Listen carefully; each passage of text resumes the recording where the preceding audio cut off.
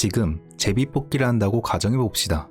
250개의 제비 중 1개가 10억 원짜리 당첨 제비이고 나머지는 꽝입니다. 그런데 제비를 1개씩 뽑을 때마다 1000만 원씩 내야 합니다. 여러분은 참여하시겠습니까? 250분의 1이니까 확률이 너무 적네 라고 생각하셨나요?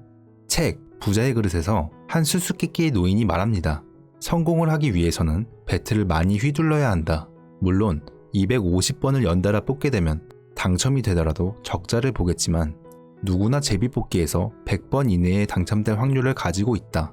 이 말의 의미는 순전히 도박을 뜻하는 게 아니라 성공하는 사람은 배트를 많이 휘둘러야 공을 맞힐 수 있다는 것을 본능적으로 안다는 겁니다. 이번 영상은 책 부자의 그릇에서 소개된 빚만 3억 원인 실패한 사업가와 수수께끼의 노인과의 대화로 부의 그릇에 대해서 알아보겠습니다. 그럼 이야기를 시작하겠습니다. 지금 자네는 1000원도 제대로 다루지 못하고 있네. 부자의 그릇 1장. 부자의 질문. 정말 운이 나빴던 걸까? 어느 늦은 가을날, 오후 4시가 지나니 태양이 저물어가면서 세상을 점점 붉게 물들였다. 벌써 날이 지는구나. 여기에 얼마나 있었지? 사실 이 말에 답을 해줄 사람은 없다. 주변에 아무도 없기 때문은 아니다. 지금 내 주변에는 아이들과 학생들이 계속 오가고 있지만 내 목소리에 힘이 없어 아무도 듣지 못했을 것이다. 그 정도로 나의 몸과 마음은 쇠약해져 있었다. 내가 아무리 여기 앉아 있어도 다들 관심조차 주지 않는구나. 나는 요 며칠 백화점 앞에 있는 분수광장에 와 있는 일이 잦았다. 사실 광장이라고 부르기에는 과분하고 백화점 본관과 별관을 연결하는 통로 옆에 있는 간이휴게소라 말하는 게 더 격에 맞을 것이다. 지금으로부터 3년 전 나는 이 광장을 처음 알았다. 매일 자동차로 출퇴근을 하다 언뜻 이곳을 보았는데 사실 그때는 이런 곳에도 광장이 있었구나 하는 정도였다. 당시 나는 일에 치여 사느라 이 광장의 존재 따위에는 크게 신경 쓸 여유조차 없었으니까. 그러나 지금은 다르다. 벤치에 페인트가 얼마나 벗겨졌는지를 보고 제작 연도를 추측해보기도 하고 분수가 물을 내뿜는 타이밍이 의도된 것임을 알아채고 감탄하기도 한다. 그런 사소한 것들까지 관찰하고 생각할 만큼 지금의 나에게는 충분한 시간이 있다. 하지만 나에겐 돈이 없다. 자랑은 아니지만 솔직히 그냥 농담처럼 없다고 할 수준도 아니다. 말 그대로 전혀 없다. 물론 있다고 할 수 있는 것도 있다. 바로 빚. 그것도 3억 원이나 되는. 어두워졌네. 이제 슬슬 돌아가 볼까? 나는 그렇게 중얼거리면서도 섣불리 일어서지 못했다. 집으로 돌아간다 한들 내가 할 수 있는 일이라곤 아무도 없는 싸구려 아파트에서 잠을 청하는 것뿐이니까.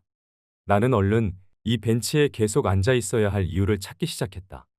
어느덧 1시간이 지나서 오후 5시가 넘었다. 이제 해는 완전히 기울어 순식간에 어둠이 찾아왔다. 나의 눈동자는 점점 초점을 잃어버리기 시작했다. 따뜻하게 마실 거라도 있었으면. 나는 주머니에 손을 찔러 잔돈을 찾았다. 100원이 부족해. 손바닥 위에 동전을 아무리 세어도 액수는 똑같았다. 음료수 하나도 못 사는 처지가 됐구나. 한숨을 쉬며 마침내 자리를 뜨기로 결심한 순간 뒤에서 낯선 음성이 들려왔다. 자, 이거. 분명 어둠 너머에서 들려오는 목소리였다. 부드럽고 힘찬 울림이 있어 기분을 좋게 만드는 그런 음성이었다. 나는 그쪽을 응시했다. 이거라도 괜찮으면 빌려드리리다. 그쪽에는 품이 있어 보이는 장신의 노인이 100원짜리 동전을 들고 서 있었다. 70살쯤 되어 보였으나 자세가 좋아서 그런지 나이에 비해 키가 꽤 커 보였다. 하얀 턱수염을 기른 그는 미소를 지으며 나한테 천천히 하지만 조금도 주저없이 가까이 다가왔다. 자, 노인은 100원짜리 동전을 내 손에 건네더니 꽉 쥐어주었다. 고맙습니다. 나는 인사도 하는 둥 마는 둥 하고는 서둘러 자동 판매기로 향했다. 이럭저럭 동전을 모두 투입하고 내가 좋아하는 로열 밀크티 버튼을 누르려는 순간 뒤에서 또다시 목소리가 들려왔다. 정말 그걸로 할 텐가? 네? 무슨 의미인지 몰라 나도 모르게 큰 소리로 되물었다. 그러니까 정말 그걸로 할 거냐는 말일세. 무슨 말씀인지. 노인은 천천히 걸어와 자동 판매기의 앞을 막아섰다. 그러니까 정말 이걸로 할 텐가? 노인은 아까처럼 부드러우면서도 박력이 넘치는 목소리로 또박또박 같은 말을 되물었다. 그의 이해할 수 없는 행동에 점차 짜증이 나기 시작했다. 100원을 빌려준 사람은 분명히 이 노인이 맞다. 물론 그 점은 정말로 고마웠다. 하지만 고작 100원을 주면서 내가 먹고 싶은 음료수 종류까지 참견하는 건 도저히 참을 수 없었다. 그리고 무엇보다 나는 지금 당장 따뜻한 밀크티를 마시고 싶은 마음이 간절하다. 나는 맘을 단단히 먹고 노인에게 말했다. 돈을 빌린 입장에서 이런 말씀을 드리면 대단히 신뢰가 된다는 걸 알지만 제가 여기서 뭘 마시든 그건 저의 자유 아닙니까? 노인은 아무런 대답도 하지 않았다. 혹시 제가 100원을 받았을 때 영감님께 고개를 숙이지 않아서 언짢으신 겁니까? 그는 역시나 대답하지 않았다. 무슨 말씀이든 해보세요. 이미 늦은 건지도 모르겠지만 이렇게 머리를 숙일 테니 이제 그만 봐주시죠. 나는 이 상황을 넘기기 위해 재빠르게 머리를 꾸벅 숙였다. 하지만 노인은 꿈쩍도 하지 않았다. 그렇다면 머리를 좀 더 숙여보게나. 노인은 내 눈을 응시하며 상냥한 미소를 머금은 채 이렇게 말했다. 네? 생각지 못한 노인이 말에 당황스러웠지만 나는 애써 웃는 얼굴을 하고 받아쳤다. 겨우 100원 가지고 꽤 까다롭게 나오시는군요. 머리를 더 숙이면 되는 거죠? 네, 감사합니다. 나는 까짓것 원하는 대로 다 해드리리다라는 생각으로 자동 판매기를 막아선 그를 향해 다시 머리를 숙였다. 아까보다 더 공손하게 머리를 숙였건만 노인이 곧이어 던진 말은 나의 두 귀를 의심하게 만들기에 충분했다. 조금 더 깊이 숙여보게나. 고개를 들려고 하는 그 순간 노인이 건넨 말의 참뜻을 비로소 이해할 수 있었다. 아, 그런 뜻이었구나. 자판기는 모두 3단으로 나누어 진열되어 있었는데 가장 아랫줄, 즉 세 번째 단에는 따뜻한 음료가, 그 위에 첫 번째와 두 번째 단에는 차가운 음료가 있었다. 그런데 나는 빨리 밀크티를 마시고 싶다는 생각에 그만 먼저 눈에 들어온 두 번째 단의 차가운 밀크티 버튼을 누르려고 했던 것이다. 겨울에는 자판기에 차가운 음료가 있을 리 없다는 편견과 설령 따뜻한 음료가 있더라도 세 번째 단에 또 밀크티가 있을 리는 없다는 선입견, 더 덧붙이면 빨리 밀크티를 사서 온기를 느끼고 싶다는 욕망이 머릿속을 지배하고 있었던 셈이다. 노인이 나를 제지하지 않았다면 나는 이 겨울에 차가운 밀크티를 마실 뻔했다. 노인은 내가 그 사실을 깨달은 걸 눈치챘는지 천천히 입을 열었다. 참 순수한 젊은이로구먼. 나 같은 늙은이의 불손한 요구에도 이처럼 따라주다니.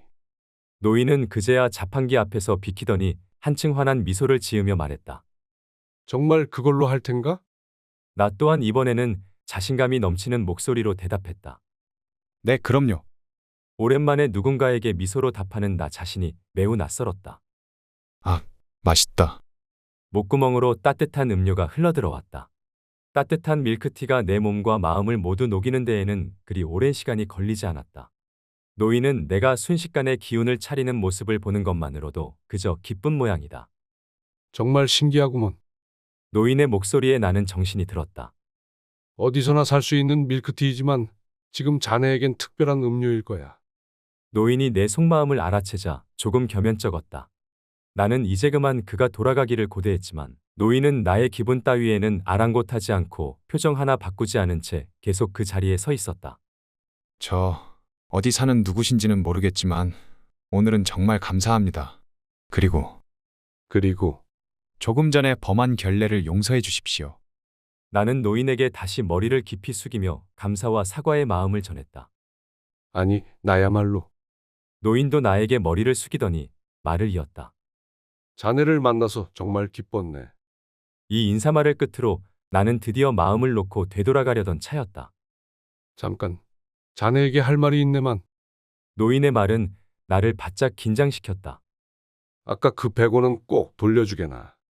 너무나 진지한 태도에 순간 온몸이 굳어버렸다.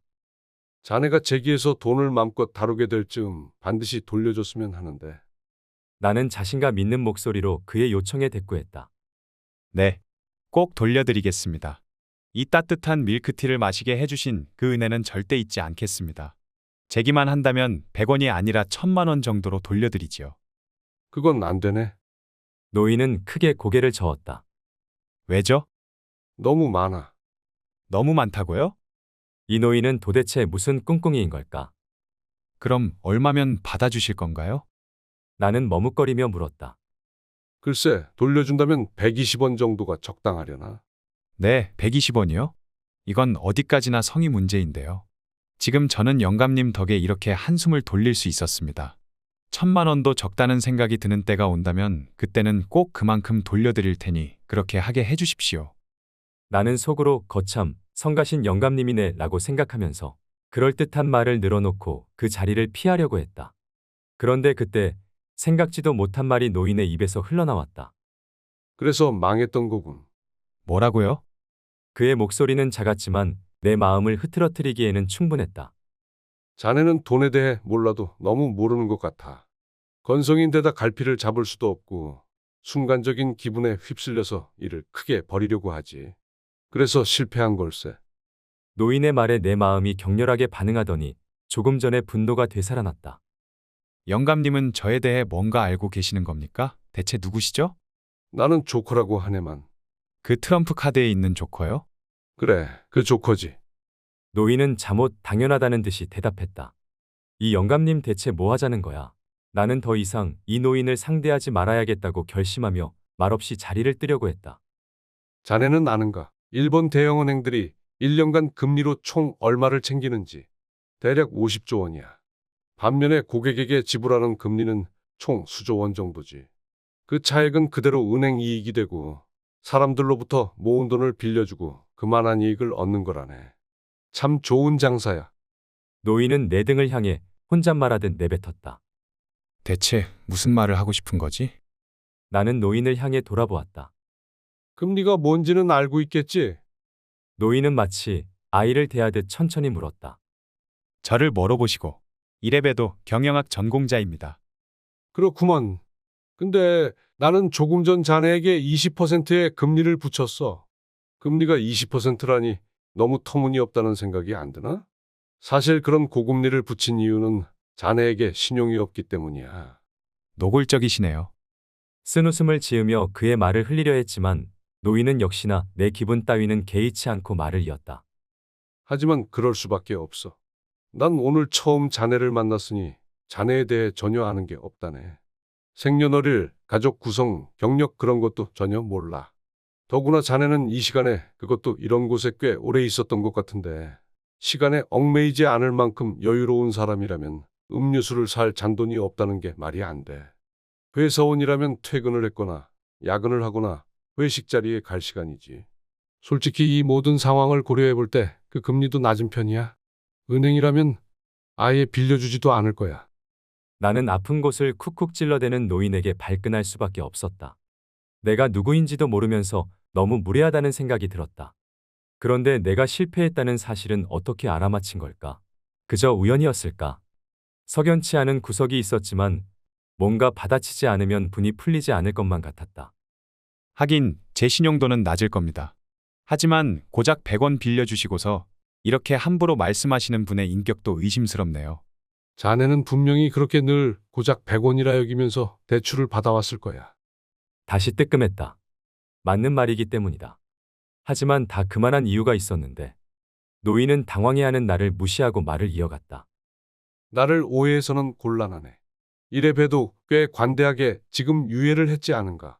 자네가 제기해서 돈을 맘껏 다루게 되면 이라는 조건을 붙인 건 무기한이나 마찬가지야. 사실 지금 자네의 모습을 보면 그건 아주 먼 훗날의 일 같은데 말이지. 아니, 과연 그럴 날이 올지 안 올지도 잘 모르겠구먼. 이 노인은 남아도는 시간을 때울 수 있는 적당한 상대를 찾아 일을 즐기고 있는 게 분명하다. 그러나 하고 많은 사람 중에 왜 하필 나를 상대로 그런 이야기를 한 걸까? 이유야 알 수는 없지만 어쨌든 노인은 상대를 골라도 한참 잘못 골랐다. 만약 내가 은행에 근무했었다는 사실을 알면 그는 분명 놀랄 것이다. 내가 그 말을 할 타이밍을 노리는데 그가 갑자기 다시 진지한 음성으로 말했다. 왜 내가 이런 이야기를 장황하게 늘어놓는지 의문을 품는 모양이구먼. 자네는 이 짧은 시간에 돈을 쓰는 데에도 이미 잘못을 저질렀어. 아까 자네가 실수로 차가운 밀크티를 사려다가 멈춘 다음에도 자네한테는 3가지 선택지가 있었지. 하나는 그대로 따뜻한 밀크티를 사는 선택지. 나머지 2개는 노인은 잠시 뜸을 들이더니 아이를 가르치듯 말했다. 또 따뜻한 밀크티를 사지 않는 선택지. 여기서 3분 정도 떨어진 슈퍼까지 걸어가서 100원이 필요 없는 밀크티를 사는 선택지. 이렇게 총 3가지가 있었지. 물론 슈퍼에 있는 밀크티가 따뜻하다는 보장은 없지만 가서 확인할 수는 있었어. 틀린 말은 아니다. 하지만 전 지금 여기서 따뜻한 밀크티를 마시고 싶었다고요. 그래, 자네는 방금 지금이라는 점에 얽매였어. 지금 당장 온기를 느끼고 싶다고 생각했고. 그리고 나한테 돈을 빌려서 밀크티를 산 덕분에 지금 이렇게 재미도 없는 낯선 노인의 이야기를 듣게 됐지. 이 노인은 무슨 말이 하고 싶은 걸까? 도대체 무슨 이유로 나한테 접근을 한 거지? 영감님은 대체 누구십니까? 내 안에서는 이 영감님에 대해 더 알고 싶다라는 호기심과 이 영감님과 더는 엮이고 싶지 않다는 불편한 감정이 엇갈리기 시작했다. 혼란스럽긴 했지만 이렇게 노인과 함께한 기나긴 밤이 시작됐다. 이 충동적이고 섣부른 판단이 아닌가. 내 기분을 아는지 모르는지 노인은 온화하게 미소를 띤 채 여유로운 모습으로 내 앞에 서 있었다. 지금 날 놀리는 걸까? 아니면 진심일까? 진심이라 해도 뭔가 목적이 있을 거야. 그런데 목적이라면 그게 뭐지? 노인은 내가 조금 전까지 앉아있던 벤치로 걸어가 우아하게 사뿐히 걸터 앉았다. 그리고 천천히 다시 입을 열었다. 돈이란 건 말이지. 참 신기한 물건이야. 사람은 그걸 가진 순간에 선택해야 돼. 쓸까 말까, 쓴다면 언제 무엇에 쓸까? 하지만 사람들은 대부분 그런 생각은 안 하고 충동적으로 써버리지. 지금 필요하니까 지금 쓰는 거야. 나는 노인의 말을 그저 듣고만 있었다. 어느새 스스로 조커라고 칭하는 그의 박력에 압도당한 것 같았다. 자네는 자칫하면 원하는 것과 다른 걸 살 뻔했어. 그리고 지금이라는 것에 얽매여서 더 싸게 살 수 있는 선택지를 스스로 포기했고. 저 다 맞는 말씀이긴 한데요. 날씨가 너무 추워서 여기를 떠나고 싶지 않았고 빨리 따뜻한 걸 마시고 싶었어요. 게다가 어두컴컴해서 자판기 글자도 잘 안 보였다고요. 인간이 돈 때문에 저지르는 실수 중 90%는 잘못된 타이밍과 선택으로 인해 일어난다네. 내가 던진 변명 같은 말에 그는 그렇게 대꾸했다. 돈을 잘못 다루는 사람들은 대부분 그걸 깨닫지 못해. 실수를 저질러 놓고 남의 탓으로 돌리거나 자네처럼 날씨나 기온 탓이라고 해버려. 그리고 똑같은 잘못을 몇 번이나 다시 저지르지. 하긴 이 노인이 지금 내 처지와 심정을 어찌 알랴. 하지만 정말 여유가 없었습니다. 영감님 말씀대로 근처 슈퍼에 가는 것조차 힘들게 느껴졌거든요. 돈이라는 건 정말 신기하단 말이야. 만약 한 푼도 없었다면 자네가 밀크티를 마시고 싶다는 생각을 했을 것 같나? 포기하고 얼른 집에 가서 주전자에 물을 끓여 뜨거운 물이나 마시고 있겠지.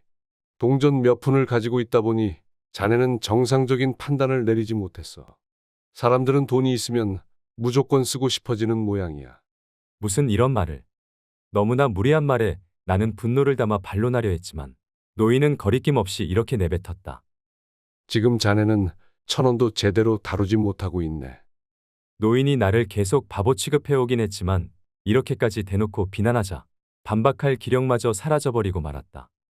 아무튼 미안하게 됐구먼. 못 배운 탓인지 내가 말이 좀 거칠었던 것 같은데. 아니요, 괜찮습니다. 다 맞는 말씀인데요. 사람은 돈이 있으면 그걸 쓰고 싶어 한다고 했네만. 대형 가전제품이나 텔레비전, 새로 지은 주택이나 새 자동차, 그런 걸 파는 사람들도 살까 말까 망설이는 고객들에게 똑같은 말을 하지. 지금이 바로 사야 할 때입니다라고. 이 말은 마법과도 같아. 망설이던 고객도 그 말을 들으면 지갑을 열거든. 네, 그야 전문 영업자는 지식도 많고 노하우도 많아서 그들이 하는 말에는 묘한 설득력이 있거든요. 어떤 의미에서 보면 지금이 바로 사야 할 때라는 말은 너무나 당연해. 왜냐하면 구매자는 그 상품이 갖고 싶어서 매장으로 나온 걸 테니까. 당연히 당사자에게는 그때가 사야 할 때가 되겠지. 그런데 사실 지금이 바로 사야 할 때라는 말에는 두 가지 의미가 있어. 첫 번째는 고객이 상품을 원하므로 지금이 사야 할 때. 두 번째는 사회적 흐름이나 분위기로 볼 때 적절한 타이밍이므로 지금이 사야 할 때라는 뜻이지. 여기서 판매자가 말하는 구매할 때는 전자의 뜻이야. 지금 당신이 원하니 바로 지금이 사야 하는 때입니다. 라고 부추기는 거지. 지금이 사회적 흐름상 사야 해야 하는 적절한 타이밍입니다. 라고 하는 건 아니란 말일세. 그럼에도 우리는 늘 후자의 의미처럼 스스로 시기상 매우 적절히 구매했다고 착각하지. 나는 노인의 말에 수긍했다. 내 과거를 돌이켜봐도 판매자의 지금이 바로 사야 할 때라는 말에 자기 자신을 납득시켜 지갑을 열었던 경험이 여러 번 있었기 때문이다. 그리고 물건을 고르는 일에 대해서는 더 이상 설명할 필요도 없을 걸세. 흔히 사람들은 저 상품보다 이 상품이 더 뛰어나서 선택했다고들 하지. 하지만 문제는 그 뛰어난 게 기능인지 가격인지 그것들을 뒤섞어서 생각해버린다는 거야. 그리고 돈을 아끼려다 별로 좋지 않은 걸 샀던 경험이 있다 보니 집이나 자동차처럼 큰 물건일수록 기능을 우선시해서 선택하려고 들어. 하지만 그렇게 사는 것들에는 대부분 그 가치 이상의 가격이 붙어 있어. 집이나 자동차를 예로 들어보지. 그것들 모두 2년쯤 지났다고 생각해보게. 그러면 중고나 구형이 되어서 2년 전보다 싸게 살 수 있다는 걸 알면서도 사람들은 지금 돈을 더 지불하는 쪽을 택해. 돈을 더 내므로써 잘못된 선택을 하고 있지 않다는 안도감을 사는 거야. 정말로 물건의 장단점을 보고 고르는 게 아니란 말일세. 저작권 문제로 책의 앞부분만 조금 소개해드렸는데요. 돈에 대한 두려움, 돈을 쓰는 심리 등 스스로 부의 그릇을 측정하는 데 도움을 주는 책입니다. 정말 쉽게 잘 쓴 책이라는 느낌을 받았습니다. 이번 영상은 여기서 마치도록 하겠습니다. 앞으로도 재밌고 유익한 영상으로 찾아뵙겠습니다. 시청해주셔서 감사합니다.